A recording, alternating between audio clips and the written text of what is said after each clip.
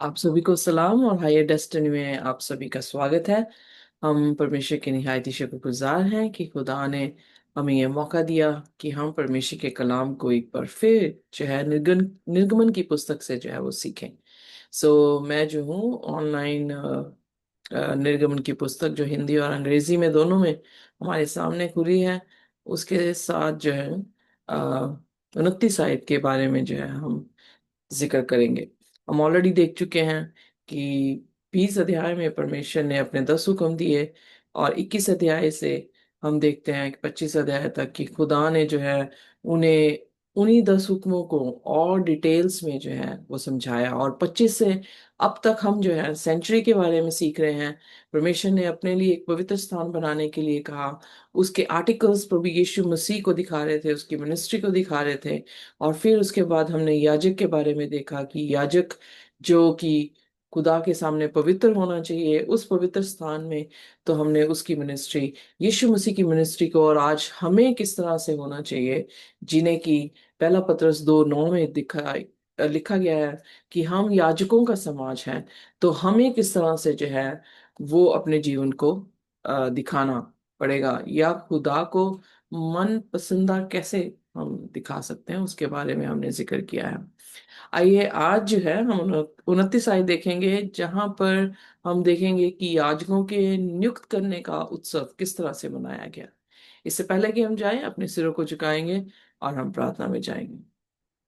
हमारे स्वर्गीय खुदावंद, हम आपके शुक्रगुजार हैं इस सुबह सुबह जब आपके चरणों में आए हैं। खुदावंद, आप हमें ग्रहण करें, हमारे सब गुनाह गलतियों को माफ करते हुए खुदावंद अपने पवित्र लहू से आप हमें साफ करते, और खुदावंद पाक रूह का मसा दे, ताकि खुदावंद आपके कलाम को सिर्फ सुनना ना हो बल्कि उस पर चलना भी हमारी खुदावंद इच्छा हो, और हम उस पर आपकी आत्मा की कुवत के जरिए से चल सकें। प्रभु, ये कलाम आप हमारे साथ बांटे और हमें सिखाएं कि आप आज हमें क्या सिखाना चाहते हैं। आप बोले और हम सुने, आप बढ़े और हम घटे। इस प्रार्थना को यीशु के नाम से मांगते हैं, आमीन। आइए देखते हैं 29 उसका पहला वचन। अब मैं तुम्हें बताऊंगा कि हारून और उसके पुत्र मेरी सेवा विशेष रूप में करते हैं, ये दिखाने के लिए तुम्हें क्या करना चाहिए। यहाँ पर परमेश्वर जो है मिनिस्ट्री जो कि अगर हम यहाँ पर देखें हारून की और हारून के बच्चों की जो मिनिस्ट्री है, वो हमें देखने को मिलती है कि ये खुदा के आदेश के अनुसार, हम देखते हैं कि खुदा अपने आदेश के अनुसार ये बताना चाहता है कि वो मिनिस्ट्री कैसे होनी चाहिए। इसलिए हम अपनी तरफ से अपनी सेवकाई परमेश्वर को नहीं दे सकते हैं। हमें वही सेवकाई देनी होगी जो परमेश्वर हमसे चाहते हैं। जैसे आप उत्पत्ति उसके चौथे अध्याय में एक बहुत ही खूबसूरत कहानी को पढ़ते हैं, जिसमें केन और हाबिल की कहानी है। आप उसमें देखते हैं कि जो हाबिल है, उसकी वेदी पर जो बलिदान चढ़ाया गया वो कबूल हो गया, और केन जो है उसका कबूल नहीं हुआ। क्योंकि केन जो व्यक्ति था या भाई था, वो अपनी मर्जी से अपने खेतों के फलों को वेदी पे चढ़ाता है, जिसमें बिल्कुल भी लहू नहीं है, और बिना लहू के हमारा कफारा नहीं है। इसलिए खुदा ने उसकी जो इबादत थी कबूल नहीं की। सेम हम प्रकाशित वाक्य में देखते हैं उसके 13 अध्याय में कि दो तरह के वर्शिपर्स हैं। एक वो वर्शिप कर रहे हैं जो जमीन और आसमान और समुद्र और स्रोतों को बनाने वाला है, जबकि प्रकाशित वाक्य 14 अध्याय उसकी 7 आयत में हमें देखने को मिलता है।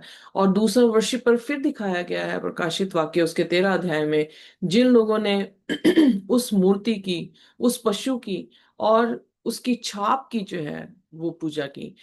यहाँ पर फिर दो तरह के हैं, एक जो कि ट्रू वर्शिपर है, दूसरे जो कि फेक वर्शिपर्स हैं।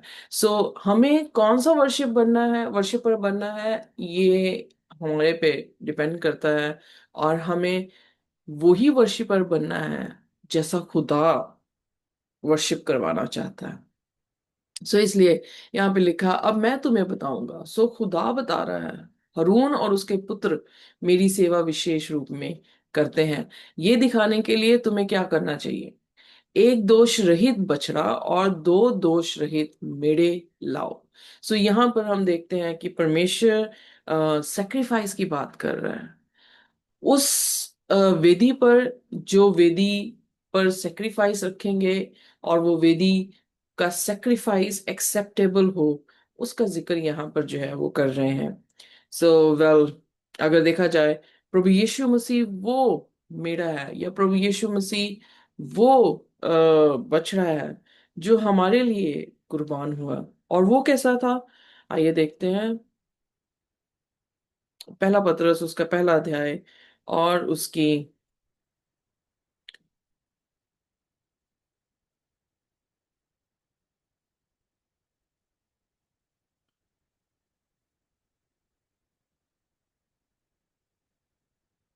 वेल, दूसरा पतरस, आई एम सॉरी, उसका पहला अध्याय।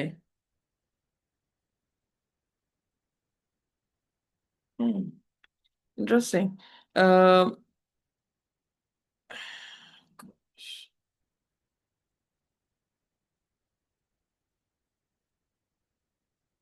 या पहला पत्रस पहला अध्याय उसकी 18वीं आयत में इस तरह से लिखा है, for as much as we know that we were not redeemed with corruptible things as silver and gold from your vain conversation received by tradition from your father, but the precious blood of Christ as the lamb without blemish and without spot. So इसलिए जो कुछ भी खुदा ने अपने हुक्मों में क्या कहते हैं व्यवस्था दी है, वो व्यवस्था प्रभु यीशु मसीह की मिनिस्ट्री को जो है वो दिखाती है। सो इसलिए महायाजक अपनी सेवकाई जब वो भेंट चढ़ा रहा है, तो उस सेवकाई में अगर बिना दागी या बिना दाग के मेढ़ा नहीं है या लैम नहीं है, तो वो स्वीकार नहीं हो सकती है।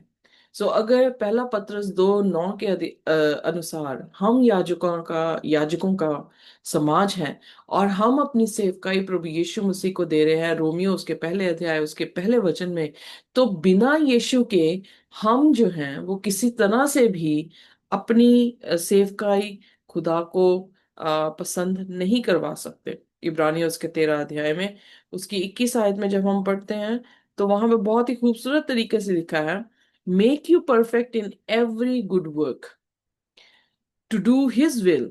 सो खुदावंद हमें हर अच्छे काम से नवाजता है अपनी इच्छा के अनुसार, working in you that which is well pleasing in his side. वो हमारे बीच में होकर काम करता है। ये देह हमारा परमेश्वर का मंदिर है, इसमें खुदा का आत्मा वास करता है। सो हमारे बीच में होकर वो मन पसंदा काम करता है जो उसकी आंखों में भाता है, through Jesus Christ, to whom be glory forever and ever, amen। So वो किसके जरिए से काम कर रहा है?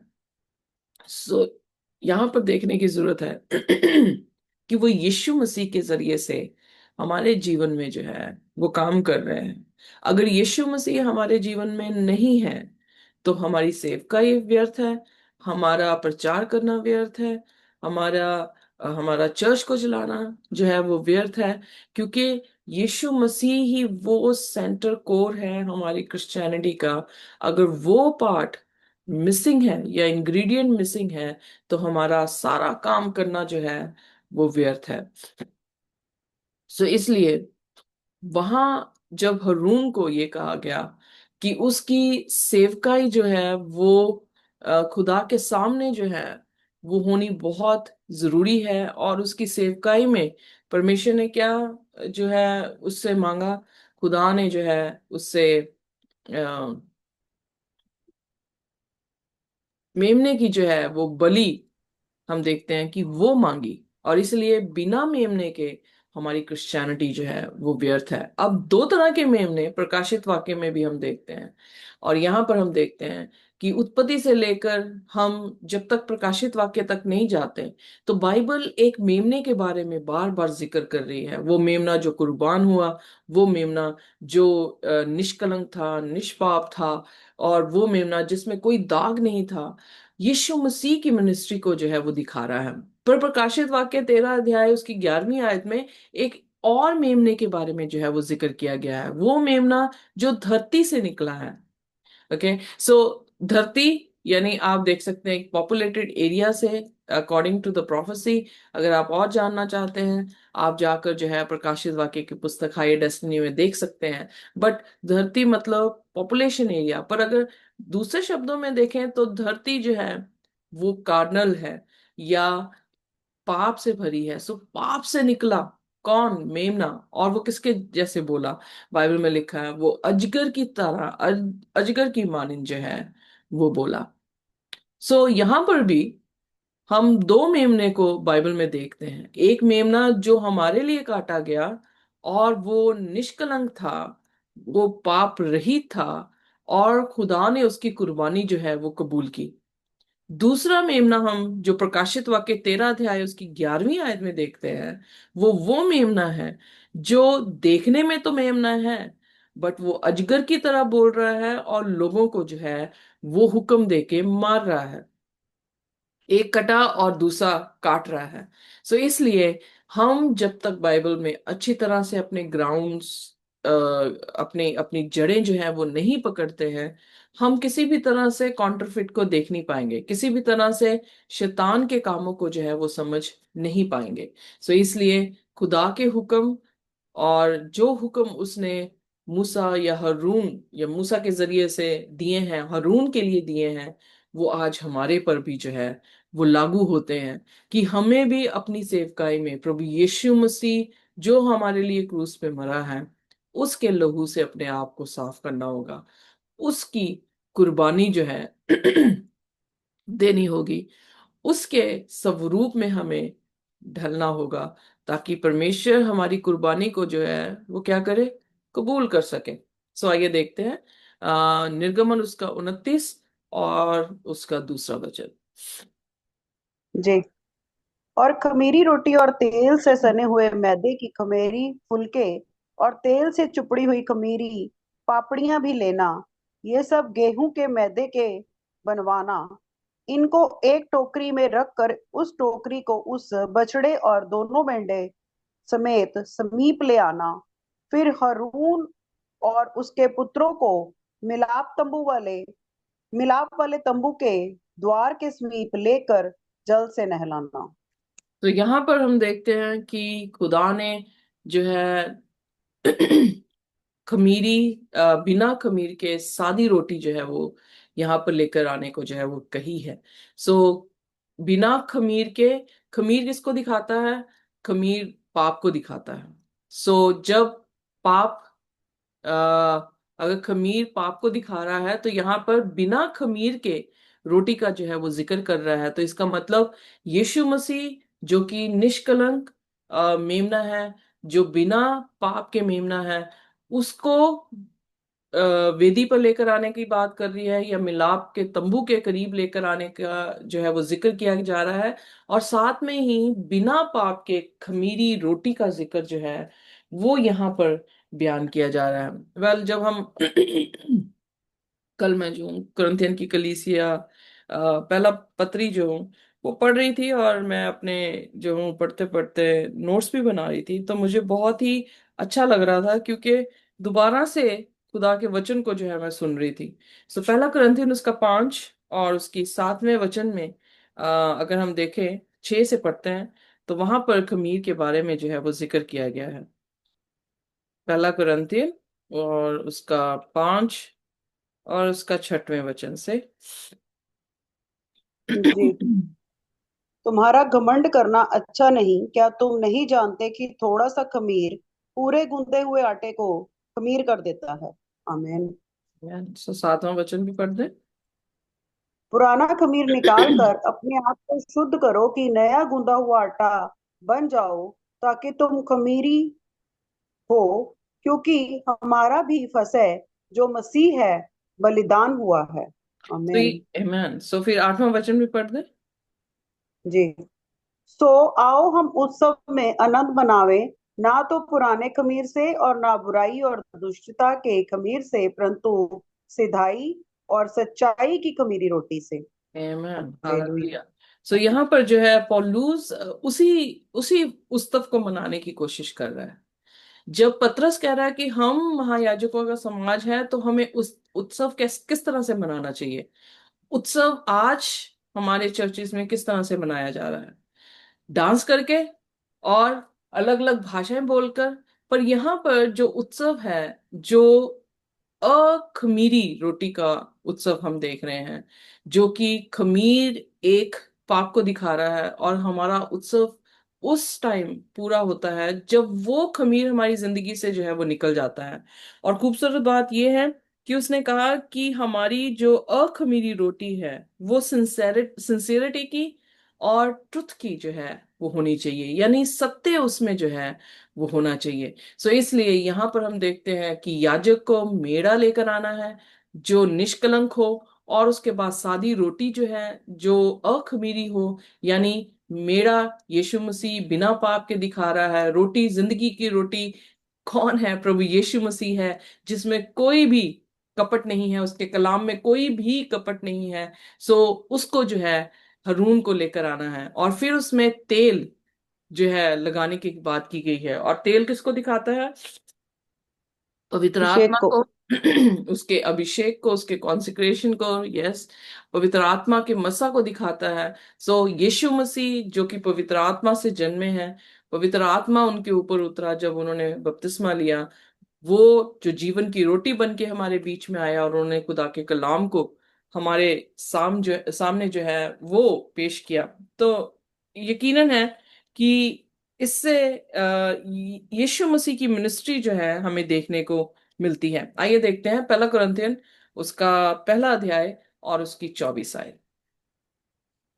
जी।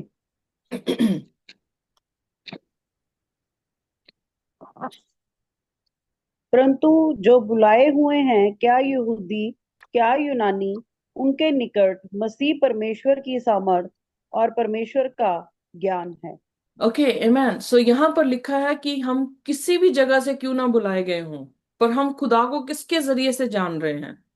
हम प्रभु यीशु मसीह के जरिए से खुदा को समझ पा रहे हैं, क्योंकि खुदा क्या हुआ?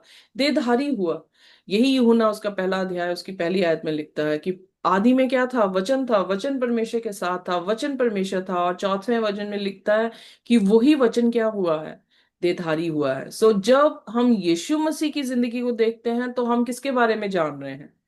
परमेश्वर के बारे में जान रहे हैं। पर जब तक यीशु मसीह देह में नहीं आए थे, तब जो व्यवस्था मूसा के जरिए से दी गई है, वो किसकी मिनिस्ट्री को दिखा रही थी?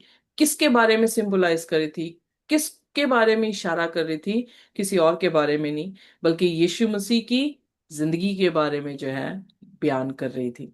यीशु मसीह की मिनिस्ट्री के बारे में बयान कर रही थी।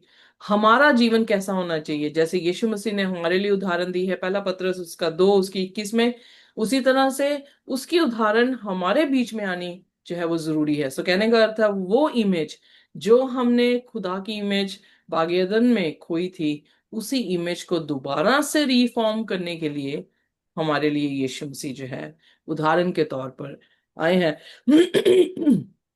और इसीलिए पौलुस जो है वो कह रहा है कि अब तुम खमीरी रोटी नहीं, पर एक नया गूंदा हुआ आटा। किसमें? यीशु मसीह में। दूसरा कुरिन्थियन उसकी 5 में क्या कहता है? तुम मसीह में नई सृष्टि हो। सो मसीह में नए स्वरूप में गूंदे हुए आटा जो है वो हमें बनने को कहा गया है। सो फिर उसके बाद यहाँ पे क्या लिखा है कि रोटियों को एक टोकरी में रखो, और फिर इस टोकरी को हारून और उसके पुत्रों को दो, साथ ही एक बछड़ा और दोनों मेढ़े भी दो। सो तीसरे वचन में इस तरह से है, फिर मिलाप वाले तंबू के सामने जो है वो मेढ़े भी खड़े हैं, रोटियां भी पड़ी हैं टोकरी में, और जो ये हारून है वो भी वहां पर जो है वो खड़ा है, और उन्हें पानी से धोने को जो है वो कहा गया है। पानी से धोने को किसकी तरफ इशारा करता है? जब हम कोर्टयार्ड में सेंचुरी, अगर आपको याद हो, तो सेंचुरी की कोर्टयार्ड में जब हम जा रहे गए थे, तो वहां पर एक ऑल्टर है, और पहली बात दरवाजा है, एक ही दरवाजा है, ऑल्टर है, और ऑल्टर के बाद ये एक बेसिन है जो पानी का था, जहां पर याजक होली प्लेस जाने से पहले क्या करता था? अपने आप को साफ करता था। सो परमेश्वर ने उन्हें पानी से धोने को, इसीलिए अगर अगर आपको याद हो तो निकोदेमस से कहा कि जब तक तुम पानी, जल और आत्मा से जन्म जन्म नहीं लेते हो, तब तक तुम स्वर्ग की बादशाहत को देख भी नहीं सकोगे। तो वो समझ क्यों नहीं पाया, जबकि वो खुदा के वचनों का गुरु था, लोगों को खुदा का कलाम सिखा रहा था, पर उसे ये बात समझ नहीं पाई कि पानी, जल और आत्मा से जन्मा क्या है। यानी मसीह यीशु के जरिए से एक ऐसी खमीर को निकालना, पाप को निकालना और पानी से अपने आप को साफ करना, यानी बपतिस्मा लेकर खुदा की आत्मा से भरना। और खुदा की आत्मा तभी हमारे बीच में आएगी जब हम उसकी आज्ञाओं को जो है वो मानते हैं। इसीलिए प्रेरितों का काम उसके 5 अध्याय और उसकी 32 आयत में, if I am not mistaken,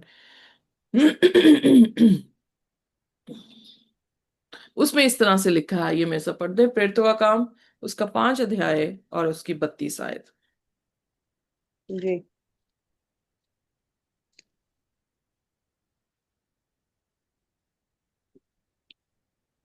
और हम इन बातों के गवाह हैं, और पवित्र आत्मा भी जिसे परमेश्वर ने उन्हें दिया है जो उसकी आज्ञा मानते हैं। सो यहाँ पर कितना ही साफ है कि खुदा अपनी आत्मा किसको देता है, जो उसके हुक्मों को मानते हैं। अब यहाँ पर पुराने नियम में जब हम ये कहानियां पढ़ रहे हैं या जो भी निर्देश खुदा इन्हें दे रहा है, इमेजिन करें कि अगर ये मेढ़ों की बजाय कुछ और ले आते, तो क्या खुदा हरून और हरून की मिनिस्ट्री तम मिलाप वाले तंबू के सामने एक्सेप्ट कर सकता था? नहीं करता। वो नहीं। शायद मर जाते। सो वही चीज हम पर भी लागू है कि अगर हम खुदा की सेवकाई में हैं, अगर हम अपना बलिदान यीशु मसीह के पास लेकर आए हैं और खुदा के हुक्म के अनुसार नहीं, अपनी मर्जी के अनुसार लेकर आए हैं, तो खुदा उस वर्शिप को एक्सेप्ट नहीं करेगा, क्योंकि वो खुदा के मिनिस्ट्री को दिखा ही नहीं रहा। अगर आपको याद हो तो मूसा ने जब दूसरी बार पानी पत्थर से निकाला, तो उसने छड़ी जो है वो 2 बार मार दी। हालांकि उसे सिर्फ बोलना था कि तू बोल उनसे, पत्थर से बोल, वो पानी देगा। पर उसने छड़ी जब मारी तो खुदा ने उसका ये पाप जो था वो क्या किया, वो किसी भी तरह से एक्सेप्ट नहीं किया उसने। पानी जरूर आ गया, पर खुदा ने उसे मुल्के कनान जाने की इजाजत जो है वो नहीं दी। सो कहने का अर्थ ये है कि छड़ी 2 बार मारना मतलब यीशु मसीह को दोबारा क्रूस पे चढ़ाना, क्योंकि यीशु मसीह एक बार सबके लिए, फॉर एवर के लिए जो है वो क्रूस पर मरे हैं, और उनका लहू हमारे लिए है। तो वो भी एक मिनिस्ट्री थी जीसस की, जिसको वो इशारा कर रहा था, सिंबलाइज कर रहा था। और उसने जीसस की मिनिस्ट्री को क्या कर दिया, खराब कर दिया।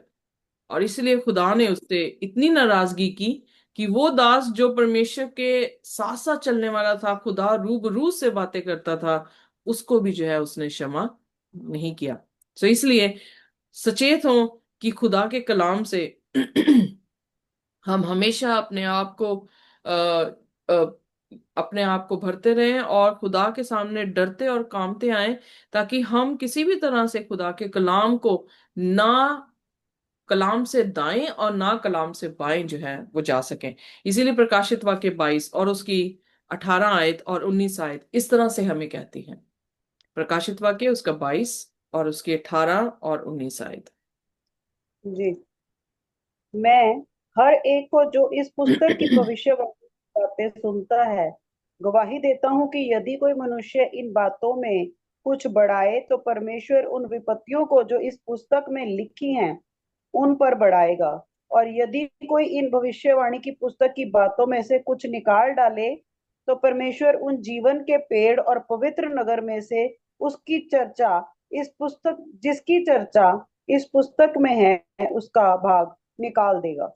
मैन, आमीन। सो यहाँ पर कौन बोल रहा है? मैं, यीशु मसीह है। ये किसकी पुस्तक है? यीशु मसीह का प्रकाशन है। सो यीशु मसीह यहाँ पर क्या कह रहे हैं यूहन्ना अपने चेले से, कि इस पुस्तक को जो मैंने तुम्हें दिया है, यानी खुदा का कलाम में से हम कुछ भी निकालते हैं, कुछ भी ऐड करते हैं अपनी तरफ से, तो खुदा क्या करेगा?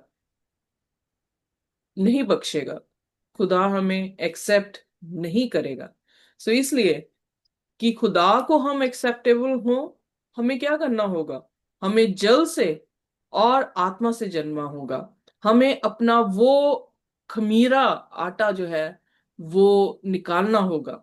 हमें एक नए गूंदे आटे की तरह जो है वो बनना होगा, और फिर खुदा के हैकल में जो है अपने आप को प्रेजेंट करना होगा। यही क्या कह सकते हैं कि फंडामेंटल डॉक्ट्रिन है बाइबल की। और अगर हम और कोई भी जन इसको छोड़कर कुछ और प्रचार करता है, तो खुदा के वचन में लिखा है कि उनमें रोशनी नहीं। यशाया 8 और उसकी 20 में। और जब हम गलेतियों उसका पहला अध्याय पढ़ते हैं, आइए देखते हैं गलेतियों उसका पहला अध्याय और उसका 6वें से 9वें वचन तक। तो वहां पर भी पौलुस कहता है कि जो ये कलाम हमने तुम्हें दिया है, अगर कोई और स्वर्गीय दूत भी आकर तुमसे इसके अलावा कोई कलाम तुम्हें दे, तो उस पर क्या हो? हाय हो। आइए देखते हैं, पढ़ देते हैं गलेशिया उसका अच्छा पहला उसकी 6वीं आयत से। जी। मुझे आश्चर्य होता है कि जिसने तुम्हें मसीह के अनुग्रह से बुलाया, उससे तुम इतनी जल्दी फिर कर और ही प्रकार के सुसमाचार की ओर झुकने लगे। परंतु वह दूसरा सुसमाचार है ही नहीं। पर बात यह है कि कितने ऐसे हैं जो तुम्हें भरमा देते और मसीह के सुसमाचार को बिगाड़ना चाहते हैं। परंतु यदि हम या स्वर्ग में कोई दूत भी उस सुसमाचार को छोड़ जो हमने तुमको सुनाया है, कोई और सुसमाचार तुम्हें सुनाए, तो श्रापित हो। आमेन। सो यहाँ पर साफ है खुदा का कलाम कि पौलुस के टाइम पे भी, पौलुस की कलीसिया में भी, गलेतियों की कलीसिया में भी कुछ ऐसे लोग थे जिन्होंने दूसरा गॉस्पल जो है वो ले लिया। पर उसने कहा दूसरा गॉस्पल है ही नहीं। और फिर वो कह रहा है कि किस तरह से मसीह के गॉस्पल से तुम्हें जो है भरमा दिया गया है। सो जो कुछ भी आज्ञाएं हैं वो मसीह को दिखाता है। जो भी आदेश खुदा ने जो है मूसा को सेंचुरी के बारे में, हारून के बारे में दिए, वो यीशु मसीह को दिखाते हैं। और इसीलिए खुदा का वचन यीशु मसीह है, क्योंकि यीशु मसीह ने कहा मैं जगत की ज्योति हूं। सो अगर हम कुछ भी इन वचनों को लाइटली ले रहे हैं, ऐड कर रहे हैं, सब्ट्रैक्ट कर रहे हैं, तो हमने यीशु मसीह को क्या किया है? उसको तोड़ा है, उसको सब्ट्रैक्ट किया है, उसमें जो है वो ऐड किया है। इमेजिन करें, अगर मैं थोड़ा सा मांस आपकी गाल में ऐड कर लूं, तो आपकी अपीयरेंस कैसे होगी? आप कैसे दिखेंगे? आप टोटली जो है वो डिफरेंट दिखेंगे और अगली दिखेंगे। सो उसी तरह से यीशु मसीह कि कलाम में हम कुछ भी ऐड करते हैं, कुछ भी सब्ट्रैक्ट करते हैं, आप उसकी अपीयरेंस को खराब करते हैं। तो इसीलिए पौलुस क्या कह रहा है कि अगर कोई स्वर्गीय दूत भी आसमान से आकर तुम्हें बताए जो हमने तुम्हें बताया है, तो उस पर क्या हो? उस पर हाय हो। क्योंकि उसने क्या किया है? जीसस की अपीयरेंस को खराब किया है, जीसस की मिनिस्ट्री को जो है वो खराब करके जो है वो दिखाया है। सो इसलिए आइए हम खुदा के कलाम को समझने वाले लोग हों, खुदा को समझने और खुदा को देखना और जानने वाले इंसान हों, और इसी में घमंड हो हमारा कि हम खुदा को जानते हैं और उसे समझते हैं। और खुदा जो इतना प्यारा है, उसको किसी भी तरह से अगली ना बनाए, उसे गलत फेक तस्वीर ना दे जो शैतान हमेशा देना चाहता है। पर यहाँ पर हम इन चंद आयतों में देखते हैं कि हमारी जो मिनिस्ट्री है एज अ याजक, चाहे हम चर्च नहीं रन कर रहे हैं, पर हमारी देह खुदा का मंदिर है, और इस देह में खुदा वास करता है, जो कि पहला करंथियन 3 उसकी 16 में जिक्र आता है। और बाइबल में लिखा है जो कोई इसे नाश करेगा, मैं उसे नाश कर दूंगा। सो इसलिए हम अपनी पर्सनल जिंदगी में पर्सनल रिस्पॉन्सिबल हैं कि हम खुदा के साथ कैसे चल रहे हैं, हम अपनी वर्शिप को किसको दे रहे हैं, कौन सा मेमना है, रियल मेमना है, फेक मेमना है। हमारी वर्शिप क्या ट्रू है या अगेन फेक है, और जो हम प्रेजेंट कर रहे हैं क्या वो मसीह है, हमारी वेदी में हम मसीह को प्रेजेंट कर रहे हैं या नहीं। सो इसलिए हमें खुदा के समीप आने की जरूरत है और उससे ये कहने की जरूरत है कि खुदा, तू हमारे बीच में होकर इस मंदिर में वास कर और हमारे बीच में होकर सब अच्छे काम कर जो तुझे भाते हैं। यानी वो धार्मिकता के कामों के बारे में जिक्र कर रहा है, और सिर्फ यीशु ही है जो कोर सेंटर है हमारी क्रिश्चियनिटी का। बिना यीशु के, बिना बिना सच्चे मेमने के हम स्वर्ग की बादशाहत में नहीं जा सकेंगे। सो आइए अपने सिरों को झुकाएंगे और प्रार्थना करेंगे। कोई भी जन हमारे लिए प्रार्थना कर सकता है। Hallelujah, hallelujah, hallelujah. धन्यवाद, धन्यवाद, धन्यवाद है मेरे महान स्मर्थी प्रभु यीशु। हम आपका शुक्रिया करते हैं परमेश्वर, इस सुंदर समय के लिए जो आपने हमारे जीवनों में जोड़ा परमेश्वर। प्रभु आप हमारे लिए कुर्बान हुए परमेश्वर, हम आपका धन्यवाद करते हैं परमेश्वर कि आपकी वजह से हम परमेश्वर स्वर्ग जाने के लिए तैयार हुए परमेश्वर। हम आपके लिए बड़े ही प्रभु धन्यवाद हैं, और हमें अपनी धार्मिकता की प्रभु जी जो आपने कपड़े पहनाए प्रभु, हम उसके लिए भी धन्यवाद करते हैं परमेश्वर। आप ऐसी आत्मिक आंखें दें प्रभु, जिनको खोलें परमेश्वर, जिससे हम अब सब चीजों को ध्यान से देख सके और परमेश्वर और तेरी आज्ञाओं पर चल सके परमेश्वर, ताकि हम तेरे वचन से इन बिन ना हो सके परमेश्वर। ऐसी प्रभु जी सामर्थ, ऐसे प्रभु जी अपनी ब्लेसिंग्स को हमारे ऊपर उड़ेलना परमेश्वर, ताकि हम तेरे रास्तों पे चलते हुए तेरे स्वर्ग राज्य के अधिकारी हो सके। इन सभी बातों के लिए परमेश्वर हम आपका धन्यवाद करते हैं। इस छोटी सी प्रार्थना को मांग लेते हैं यीशु मसीह के सामर्थी नाम से, आमीन। Thank you very much. खुदा की शांति और उसका अनुग्रह जब तक हम यीशु मसीह को रूबरू नहीं देख लेते इसी तरह से हमारे साथ बना रहे। आमीन। आमीन।